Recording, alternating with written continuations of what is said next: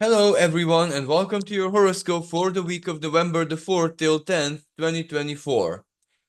This week is a week of how I like to see it, like a week of adaptation, where we begin the week with certain energy shifts.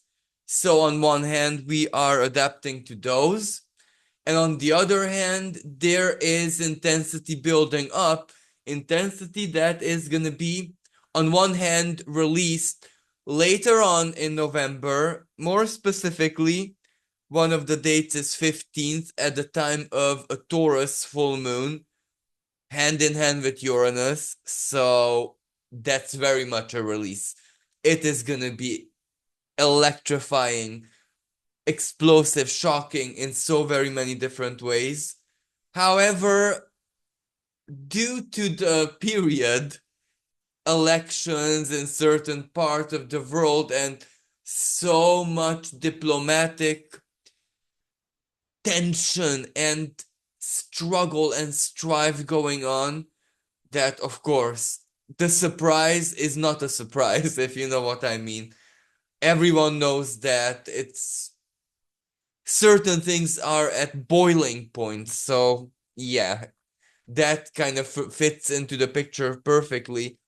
However, Pluto is also spending the very, very last moments in the sign of Capricorn in our lifetimes for the next 200 something years. So, this week is one of those weeks when it's still drilling. It's still working very, very hard.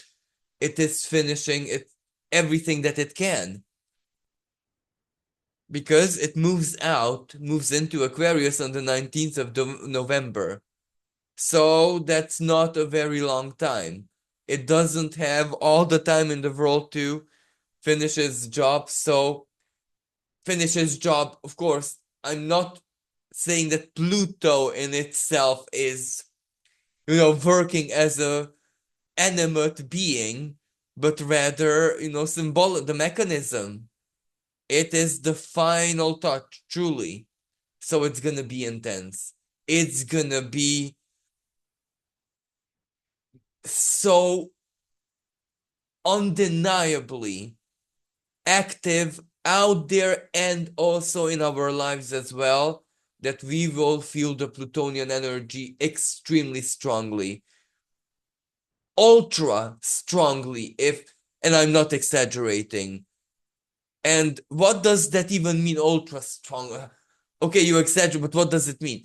It means where sometimes something that, and let us put it into a really, how should I say, a realistic frame, something that has been a big power game.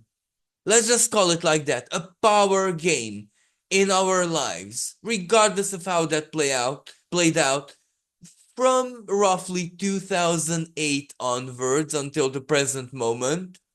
Now that might be the big theme.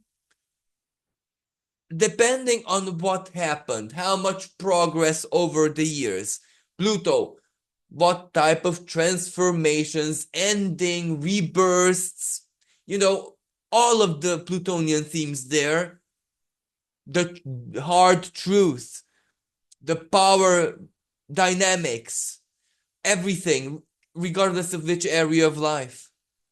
Let me give you a almost ridiculous example, but so true. This can simply be an addiction. There you go. How much power, Pluto?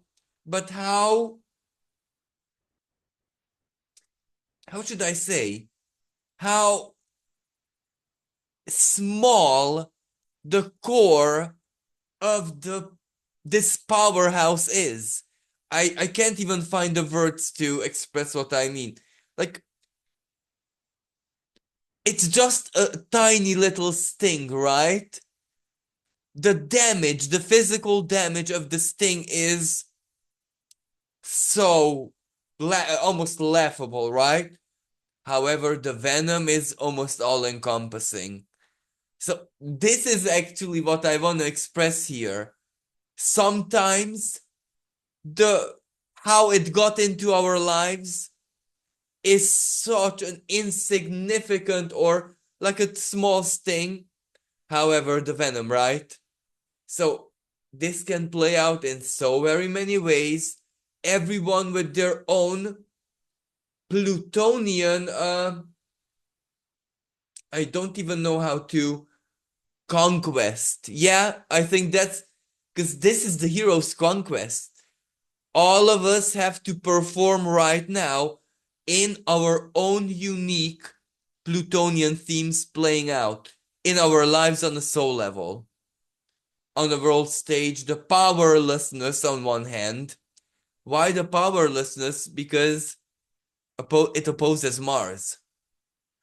Okay, this week is when the first opposition of the three is how should I say, breaking apart. But it's still operational. Even if the energy is different. Because Mars is no longer in Cancer, it is in Leo. Very different. Sorry, and because especially this week, it is just at the very beginning degrees of Leo, it still very much carries the weight of Cancer, whatever it done in Cancer, right? Because this is also part of the larger Mars retrograde starting in December, and the big Mars retrograde, right? The big picture of it is roughly 6 months. So yes, the full extent of the Mars retrograde realistically can only end around the 2nd of May next year, right? So that's not that very good news if this energy hits you very, very hard. However, the good part is that it's so different. It's so different. Yes, Mars will retrograde back into Cancer, but the opposition will be something else because Pluto will already be in Aquarius, so it will be outer sign. And the other opposition is when from Leo Aquarius axis. That's also and already totally different. Very different expressions of this energy, how we transmuted them. However, I do believe that the present one is the most frustrating out of the three oppositions because we kind of feel cornered. Time is up because Pluto's time is up in Capricorn, and that in a sense is literal. We sense it in our own unique way in one part of our being or our lives or in the world, however. So, and finally, the other energy. Now, this other energy that I'm going to be speaking about is not truly active yet this week, but it still has to work towards setting its very own themes for later on, because Mercury on the 26th of November will stand still in the sky at 22 degrees of Sag and move backward retrograde. So Mercury barely entered this week, Sagittarius, so it's just dipping into it. However, as I said, it already has to start preparing its themes for its upcoming retrograde. So, but this being said, again, a week of adaptation. If Mercury retrograde in Sagittarius, travel, airspace, right? And before plans can change, plans need to be set. not necessarily set into stone, but plans need to contourize in our minds and calendars and budget and all of that. Yes, of course, in order for those plans to be, I don't necessarily want to say demolished, nothing as dramatic as this, but played with by Mercury retrograde, especially if it's long distance travel, legal stuff with dates and this happens, that happens, the bigger picture, how things should be, the promise, the hope of things, how things, based on how things stand in the moment, that all of that Mercury retrograde, as I said, will rewire, reroute, redo, rethink. So there's that as well. So instead of locking down on the aspects of this week, I find it much more important to speak about the bigger lessons that this period is inviting us to learn. Because if we learn those lessons and we incorporate them deeply, the coming intensity moments that I mentioned earlier in November, and not just, because December will have its moments, and next year, I think almost every month, everything next year will have its own significance, a certain type of rarity to it as well, and then how it changes everything around. But this in itself is part of this new paradigm. And this week, the other thing is that it prepares us for the upcoming Jupiter-Saturn square held for the second time.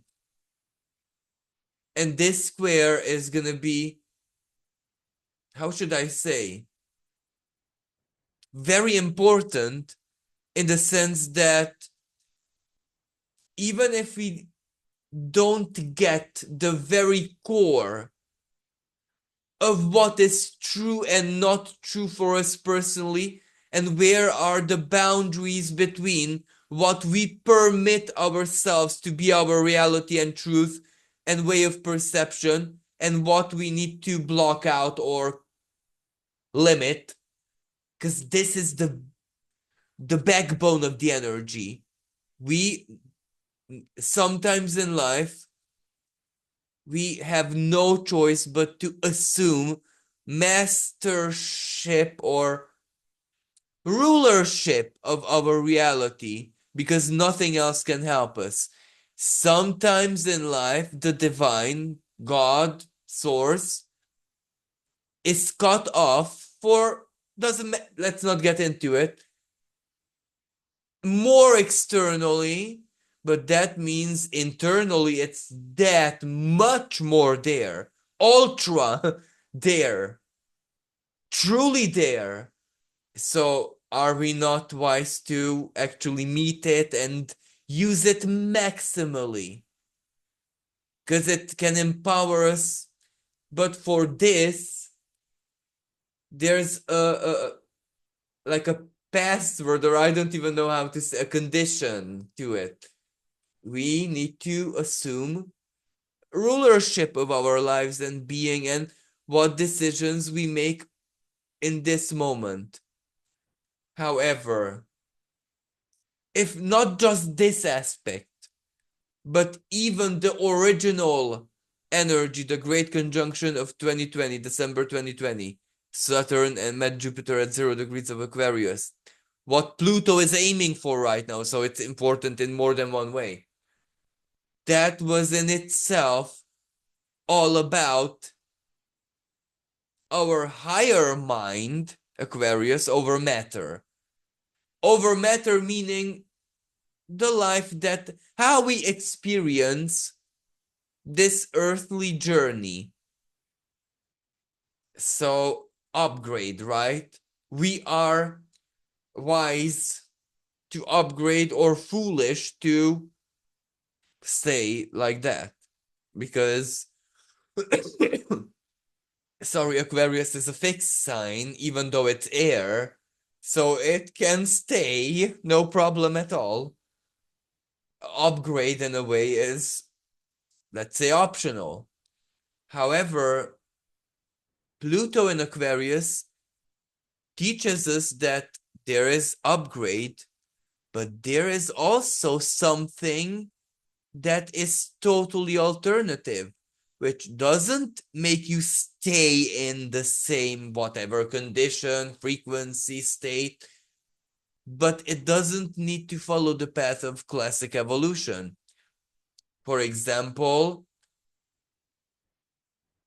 two main Aquarian timelines are in coexistence, neighboring one another. They should be contradictory, but they're not. Again, the highest expression of Aquarius.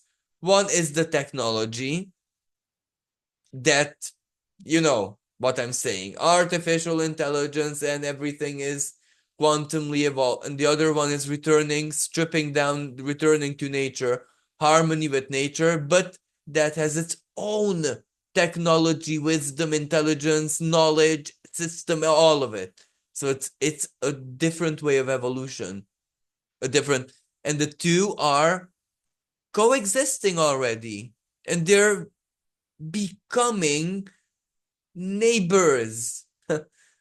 Maybe not yet good neighbors, but at least they know that they're gonna be neighbors, and neither is going anywhere. So any sub timeline has to, one way or another, fit into the two main ones, right? Aquarius. But that's a totally different journey story. So this is just an example of how the energy of Aquarius operates. So we also feel either we are evolving in a more like linear way forward, or we are taking a detour, but we are not staying in the same state. So in order to make this lesson that, as I said, started in 2020, even more have a greater weight. Well, we start the week with Venus opposing Jupiter in from Jupiter's sign of Sagittarius. Now, besides the financial, or better said, the big admissions, realizations, and that it's not a myth or not a theory in the world of finance, the tendencies that are happening right now, as I said, there's an admission there, an eye-opening that, well, there are new currencies being created, the dollar is being threatened, the world is adapting economically, which used to, the force that used to, sorry, be the lawmaker in the world of finances, indirectly Sagittarius, right? Lawmaker and stuff like that, is no longer able to do that. Because exactly, Venus opposing Jupiter, the truth of the fact that the world is evolving, this realization, this awareness, this that the cards are already on the table. It's no longer a theory. It's no longer a fear. It's no longer an uncertainty. It is happening. The realization of it forces big, big, big, big changes in financial everything, strategy, modus operandi, preparations for the future, and behavior of big institutions, credit, tech, all of it. And Venus is just presenting the awareness. Yep, this is happening as we speak. We are living it. So better prepare yourselves as best as you can based on who you are at the very core of your being. Why? Because the general what to do, what's right and wrong to do doesn't work in times of such change, when the backbone of the world is changing. In ether even, the right thing to do lies in your own wisdom center. For some people, that is very heart and emotion rooted, fiery emotion rooted. They need to check with that. For others, it's much more watery emotion rooted. So that means a good consultation with the close family circuit, because there has to be a collective within that small family circuit, but everyone's emotion counts. So there's that. That's where the truth lies and what to do lies. For others, it's very mercurial base. That's when you really need to have a good, safe, sound, logical, rational ABC with alternatives plan, because that's your strong point. You're the strategist. For others, it is more like a Uranian type of let's figure it out, where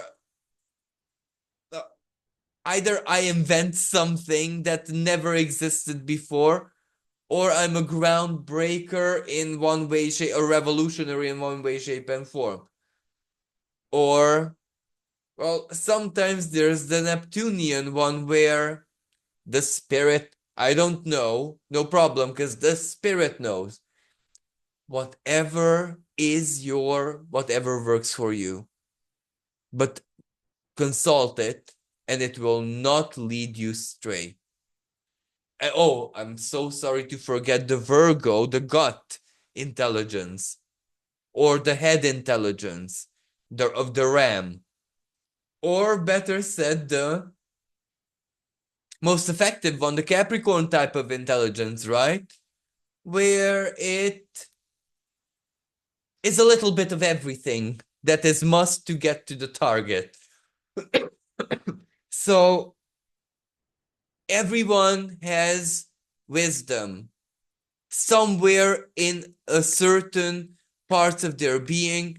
In times of like this, that's where we need to consult what this financial change, right? Economic change, value system change means for us, and how to adapt to it, or for some people, how to be one step ahead of it. The strategists, right? Um, and this is very important, not just in a strictly financial and collective and in any other Venusian way, but it is also very important in a deeply, how should I say, in a metaphysical way, because Venus is a component of everything that exists in our physical world in any way, shape, and form. Let me give you a non-dense but still physical sound, music. There you go. But Venus is a part of it. If Venus is the, let's say, image of it, or projection of it, or its frequency symbol, then Venus, and she's in the sign of Sagittarius, right? Has to be real. And what does that mean? Venus opposing Jupiter. There's no, this time around, there's no fooling her. What we tell ourselves doesn't work. What we falsely feel out of whatever emotion doesn't work. What mommy and daddy programmed into us, that value and self-worth doesn't work. That which we beautifully constructed a castle of sand to make our sorrowful selves feel better at certain points in our lives when we had to quickly and efficiently get past the trauma without actually dealing. That type of Venus doesn't work anymore. So she's stripped down. So that means everything that has to manifest in our lives right now, is so truthful that if you think it is not a good reflection of your true worth, then it is your true worth that is the smoke and mirror this time. You know, when this is the case, when you light the sage stick for the bad spirit to exit your room, and it's you who are more toxic than the spirit. You know what I mean? So sometimes this aspect shocks us that we need to dig deeper within ourselves than we think is the bottom. The bottom's not the bottom. I would want to give you an example, but I'm a bit ashamed, but I have to give it.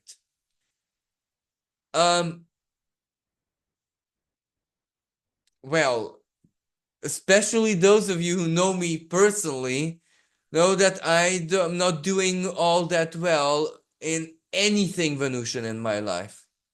It's almost like it's a black hole.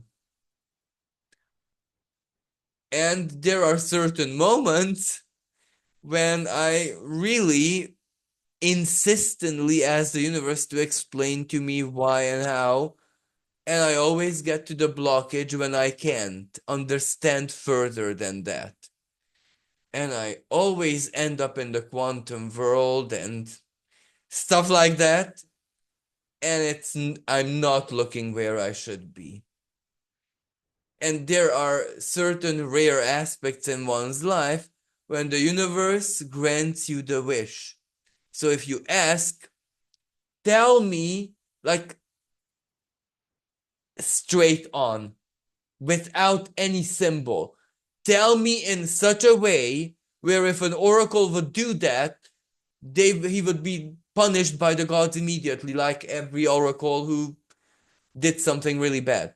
But because it's the self, obviously I won't punish myself. So think of me like I'm stupid, give it to me, just like that. Wish granted. A dear friend of mine had a dream that they visited me and I lived in total filth and I had a dead rat on my bed. And they were so shocked that they said, look what I dreamt. I must say this to you, must tell you. And that's it. That was it. That's when I understood where the black hole lies in my life, because it's not what I think, it's not what I generate as a feeling, it is what is actually there when you get past the generator center. Let me give you another type of example. There are certain very, very, very rare stars that look like stars, have a very bright, intense light and heat and all of that. However, they're not stars at all because in their core, the fusion center is not that which, how should I say, fuels a star, but it's a black hole disguised as a star. When a black hole doesn't devour the star, that's what happens. And it works exactly like a star. So this is where it's still a black hole. The fusion is not going to be the same.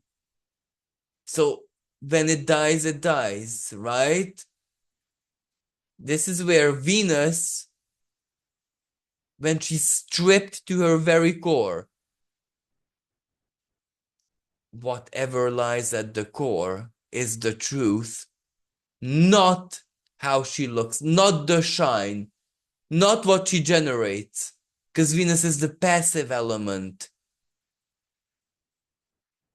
Our Marses, right, may dress her up, may make her shine brighter than a star, but if it's a black hole at the core of her self, what does one expect? And this week is that week when we realize what's at the very core of our being in a Venusian way. Because this time, the mirror that reality is going to be pretty spot on. And I'll explain to you why. Because it's not just Venus. There is another aspect which is in the truest sense a mirror, like properly the cosmic mirror, the Earth mirror, the truest sense of Earth mirror out there. In which way does it come in our lives? That is for us to see this week, but this is where what lies at the very core of our value system of our Earth, that is what we're going to be seeing. So this gives us power. This gives us finally power because Mars is in Leo already, not in Cancer in its prison anymore. However, it's in Mars, actually it's comfort zone, the place it loves being in. Fire, the heart, courage, I can do it. And the self-centeredness is the healthy one now. Because in Cancer, just a few days ago, actually just a day ago when the opposition was very, very spot on, very, very exact. It wasn't about us anymore. It was about everything in our lives, right? The self was just a small component of the many. Now, us having understood that, now we can truly fight for the self. A first moment of empowerment under this opposition when we understand what the truth is, and that gives us power to do something with it. Exactly my example. How can I expect any type of manifestation in my life in a Venusian way when what I feel is literally what my dear friend dreamt? Because the universe had to give me the picture. Literally. Because I was that dumb. I could not imagine that I truly feel that way. And I'm that serious. All my knowledge, experience, all was zero. I was totally blind. And I didn't even want to lie to myself. It wasn't self-denial.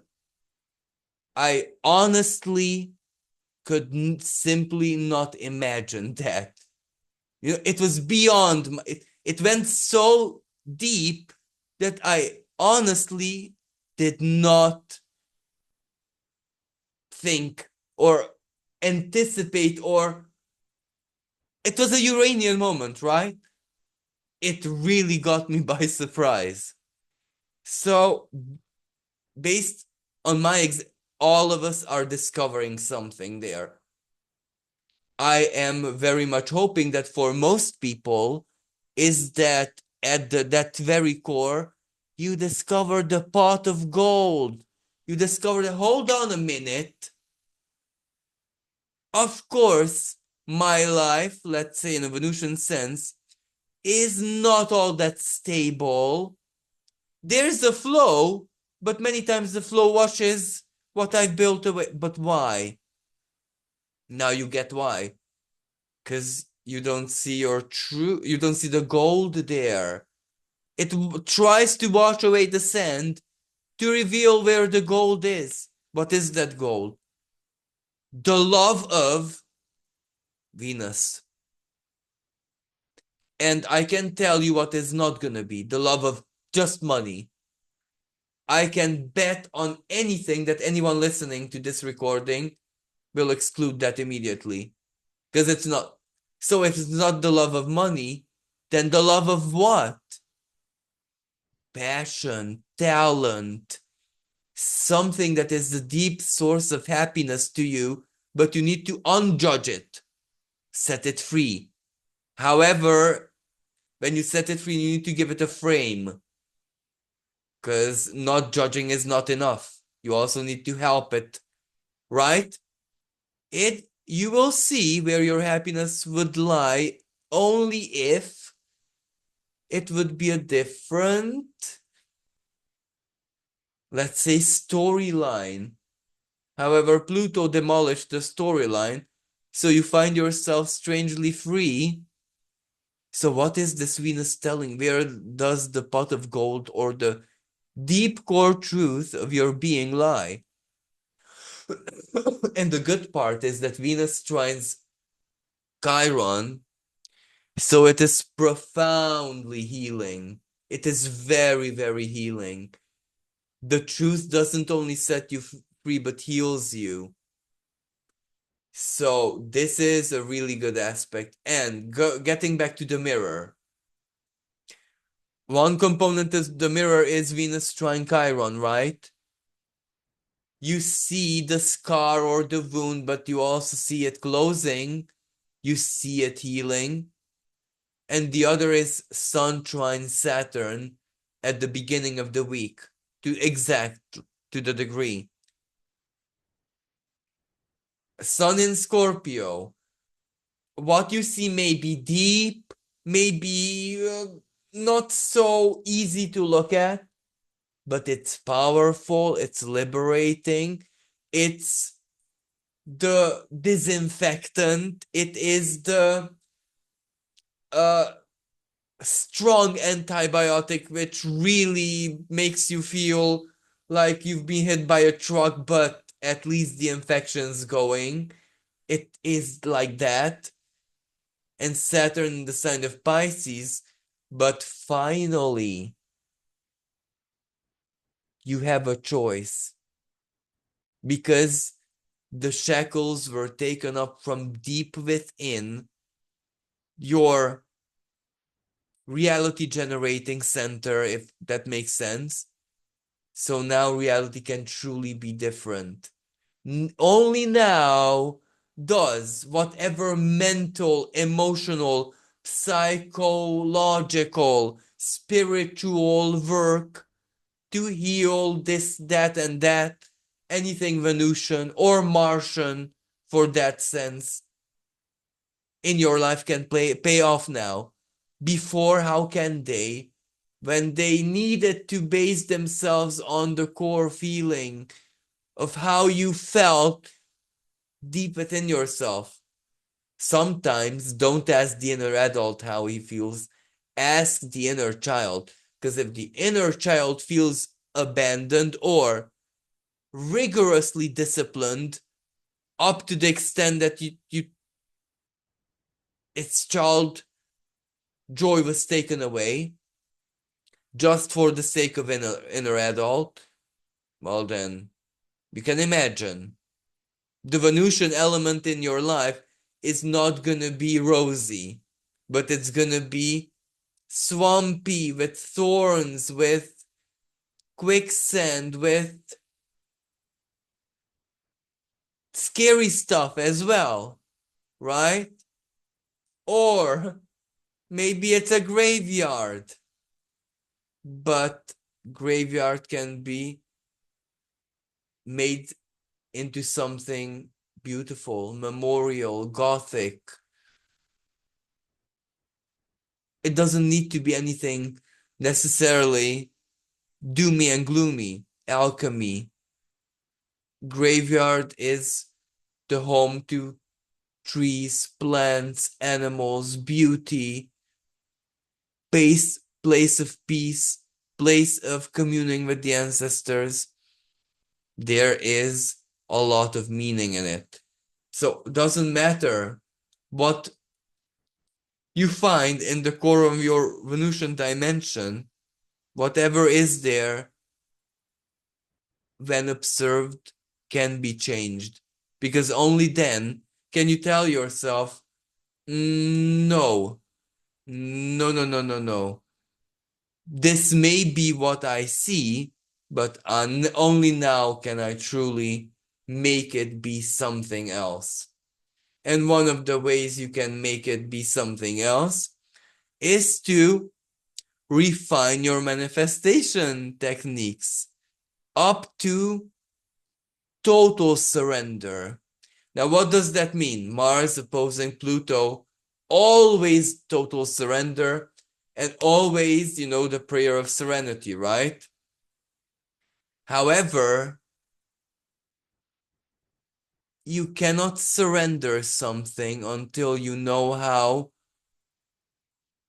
bad or good or how the situation is. Now that you gaze into the Venusian dimension, you know the real situation and you surrender in full knowledge that, for example, gold lies at the very core of my creation center, the world, society, I don't know, my past, my relationships, something about me really defeated me. I cannot express the gold, but I wish to. Help me with this. Now it can help you because you're doing it for the love of it, not for anything else. No one can judge you. You surrendered. No one and nothing can judge you because you don't judge yourself. That's when the prayer of serenity gets real. And that's when the opposition starts giving the power of truth, the power of surrender. Surrender means that your unconscious will be given the create command. The primordial chaos will dish something out. And that is the only way spirit can guide it directly because you gave it, surrendered it. And chances are spirit is dreamy, benevolent. It wants to give you more than you think and feel you deserve. Let me give you an example. You see a puppy. Immediately, let's be real. You will not treat it as an adult dog, no matter how cute, nice, loving the adult form is. The puppy is still a puppy. It has a divine sympathy to it. So that is how spirit will work in your favor. But in order for this to happen, you really need to surrender that you don't know, you don't know your own worth. And this world, if anything, is the worst mirror ever. It cannot judge you anymore because it is blind to itself. How can the blind judge? No, no, no. So there is when you unlock the big manifestations, and Pluto done its job in Capricorn. So Saturn trine Sun supports this, Mars in Leo supports this, Mercury in Sagittarius supports this, because Mercury is where you finally get it, right? You finally see how it connects. You're at the end of the mile-long mathematical equation problem that is the exam for the admission to, I don't know, Harvard or whatever. You finally see the logic there. but the Sagittarian logic, right? The moon at the moment when I'm capturing my screen is at 14 degrees of Sagittarius, exactly on top of the great attractor. Big emotional release. So, absolutely. And now let's speak about other aspects as well. On the 6th, we have Venus trining the North Node. Oh, Mercury, I want to say. Mercury trining the North Node. Mercury and Sagittarius. This is really, really good. Because the truth gives us the motivation, determination, faith, optimism, but true optimism that we need to North Node in Aries, right? Do what needs to be done for the self-sovereignty. You get it. All of that. Venus trining Aries. Again, a really, really good aspect because justice, only knowing the truth and the core value is when you can fight for true justice in a realistic way. And the moon is conjunct for, at the beginning of the week, Venus, and then it is conjunct of a group of dwarf planets, Ixion and Quaoar, and Centaur, if I'm not mistaken, and then it will conjunct Pluto. So the moon itself is also making slowly and surely its way to on the 15th to hold the full moon phenomenon. A very powerful energy. So it is charging, right? Now moving on the 7th, we have Venus quincunx Uranus. Surprise, surprise moment. When, how should I even exemplify this? When knowing the truth about what value lies deep within our heart suddenly makes us choose differently and makes us behave differently. This is how I see the quincunx. When the surprise comes from deep within us, when the surprise comes from our nervous system, Uranus, because our nervous system got reset by the Venusian realization as it opposes Jupiter. A shock to our system. We are suddenly different. Hence, the Pluto in Capricorn for the last time. Something that we couldn't do or didn't really feel like we achieved something from 2008 onwards, that can be done in a moment. Yes, what we couldn't do all these years, maybe all it takes is one single moment and one single realization, and bam, there it is. Everything's different the next moment. Sometimes that's how Pluto acts. So I'm very sure this week is that week when these realizations are massively life-changing for all of us in our own unique ways. And then towards the very end of the week, now these are additional energies that help us adapt again, because that's the big picture, right? One of them is Venus squaring Neptune. Venus in Sagittarius, Neptune in Pisces. So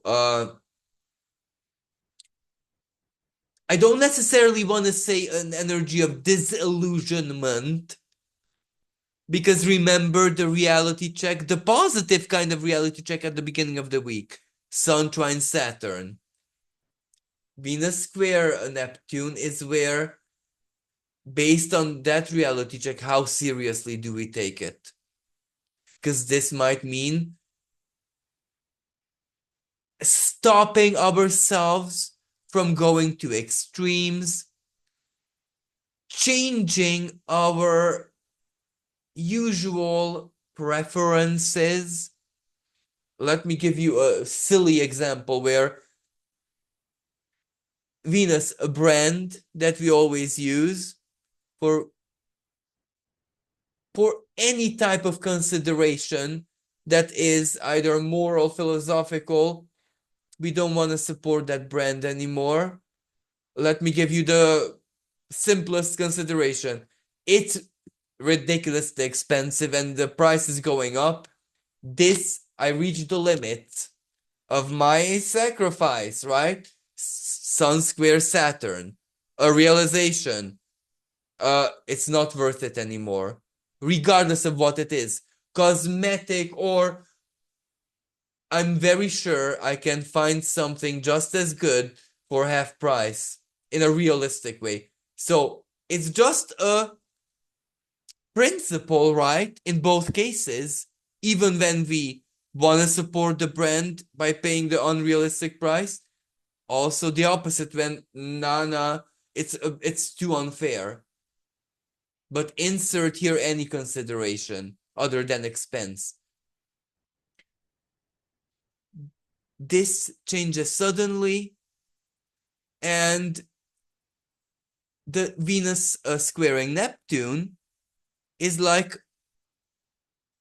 I'm going to the shop, I need to get the item, and like the test, am I gonna be tempted to go back to my old habits and pay the unfair price?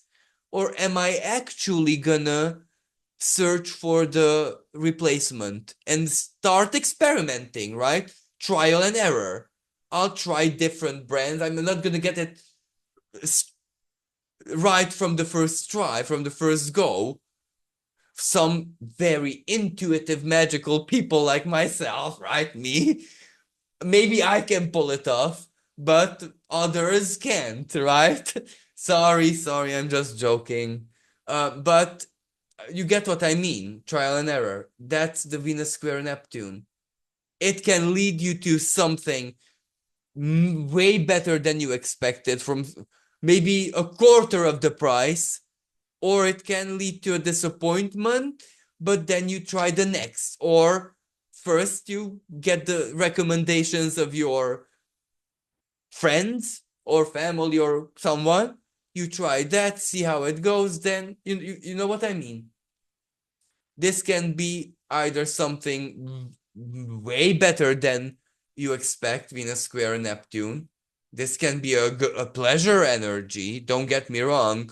Yeah, it can be disappointment and frustration and, oh, I'm so, I changed my ideal, right? I don't want to buy the expensive item, but I'm so not into I want the easiness right now. You see? It can be either that, or it can be where I don't care how comfortable I want my life right now. For the ideal that I don't want to pay that price, I'm experimenting and you get it right the first time. Wow, I'm so good, right? I'm so intuitive. Beginner's luck. This can be either a highly magical fantasy, escapist energy, where let's paint reality, let's transmute reality to something much more magical than it should be. Or it can be, well, everything is disappointing, everything is black, everything is depressive. Oh, we have to make our choice. For artists is a really good aspect, especially that the sun quincunxes Jupiter. So that means Jupiter in Gemini, the lower perception. Everything is a bit of an illusion, right? But a quincunx, how do we take this? We can take it in a paranoid way. Everything is conspiracy. We cannot trust anyone, anything. The universe is against us. Everything is a lot. Or we can say, well, everything is a bit magic. Let's not take life that seriously. Quincunx, how we interpret it. But along with the Venus Neptune square, we must make sure that we don't do ourselves a massive disservice by choosing to be a, you know, how do you call those people who always are in perma disappointment, a sorrow. We don't want to be that type of person. So, yeah. So I think that this is what I want to say this week. Through these Venusian revelations, because Venus is going to be the ruler of the full moon that is upcoming, right? So through these Venusian revelations and this almost like forced psychoanalysis, self-psychoanalysis, because as I said, everything is a mirror this week.